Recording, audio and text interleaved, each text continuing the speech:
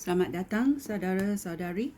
Hari ini kita mau mendengar babak baru iaitu Daniel. Mari kita mendengar kata pengantarnya dahulu.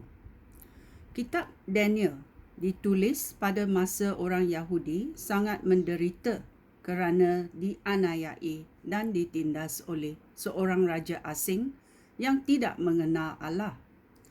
Dengan menggunakan beberapa buah cerita dan laporan tentang penglihatan, pengarang kitab ini memberi galakan kepada rakyat pada zamannya. Penulisnya memberi mereka harapan bahawa Allah akan menjatuhkan penjajah yang zalim itu, serta memulihkan kerajaan bagi umat Allah. Kitab ini terdiri daripada dua bahagian utama. Satu, beberapa buah cerita tentang Daniel dan beberapa orang kawannya yang sama-sama berada dalam pembuangan. Dengan iman dan ketaatan kepada Allah, mereka berjaya mengalahkan musuh. Cerita-cerita ini berlaku pada zaman Empayar Babilonia dan Persia. Yang kedua, satu siri penglihatan yang dilihat oleh Daniel. Dalam bentuk lambang, penglihatan-penglihatan itu menggambarkan kebangkitan dan kejatuhan beberapa buah kerajaan. Bermula dengan Empayar Babilonia. Selain itu, diramalkan juga kejatuhan penjajah asing yang menindas bangsa itu, serta kemenangan untuk umat Allah. Ya, mari kita masuk dalam babak 1. Kisah Daniel dan kawan-kawannya.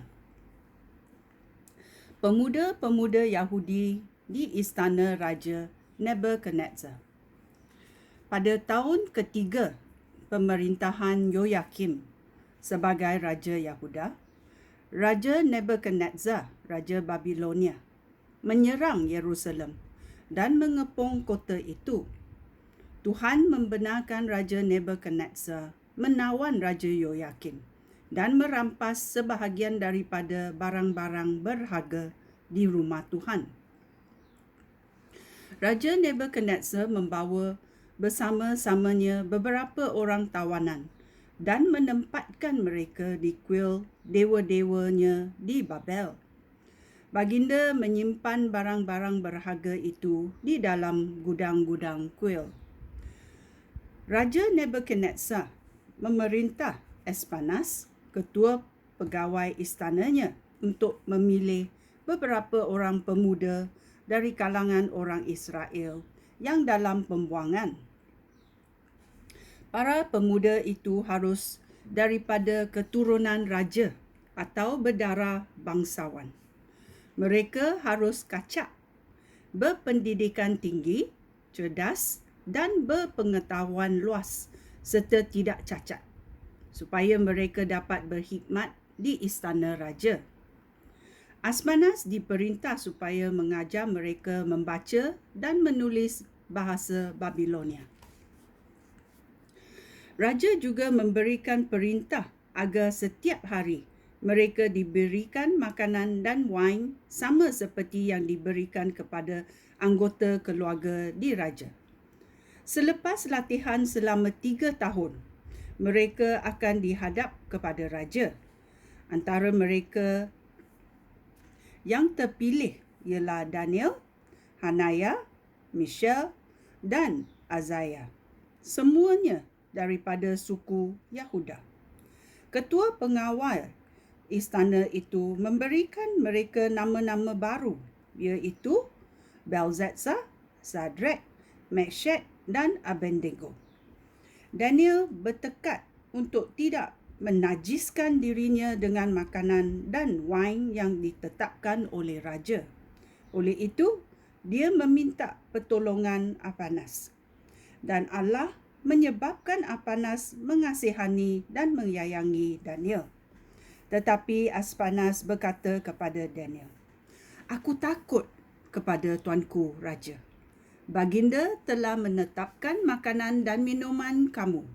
Jika kamu tidak kelihatan sihat seperti pemuda lain, raja akan membunuh aku."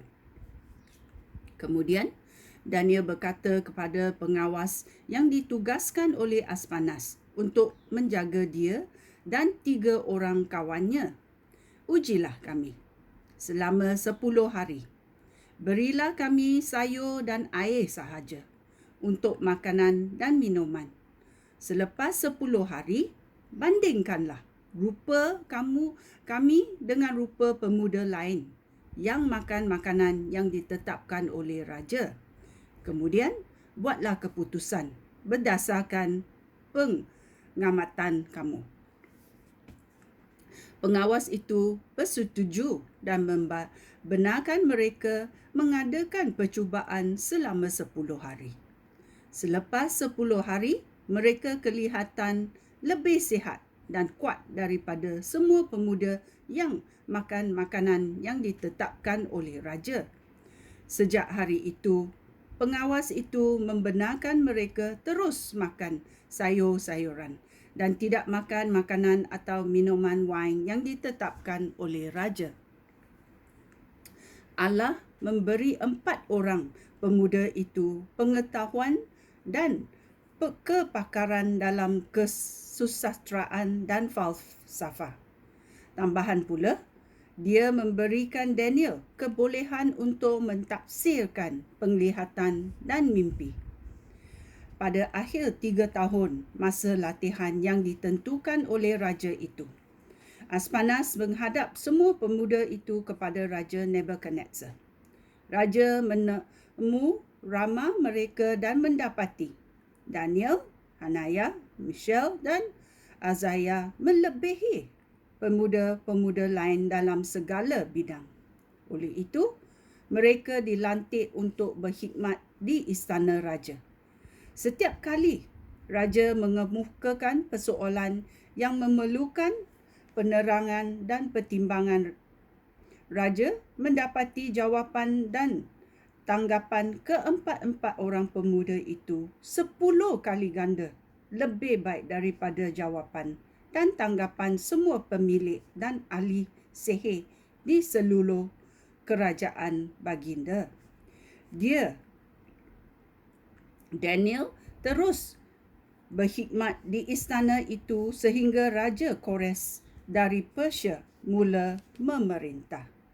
Ya, ini adalah cerita Daniel dan kawan-kawannya yang nama baru mereka adalah Belteshazzar, Shadrach, Meshach, Abednego.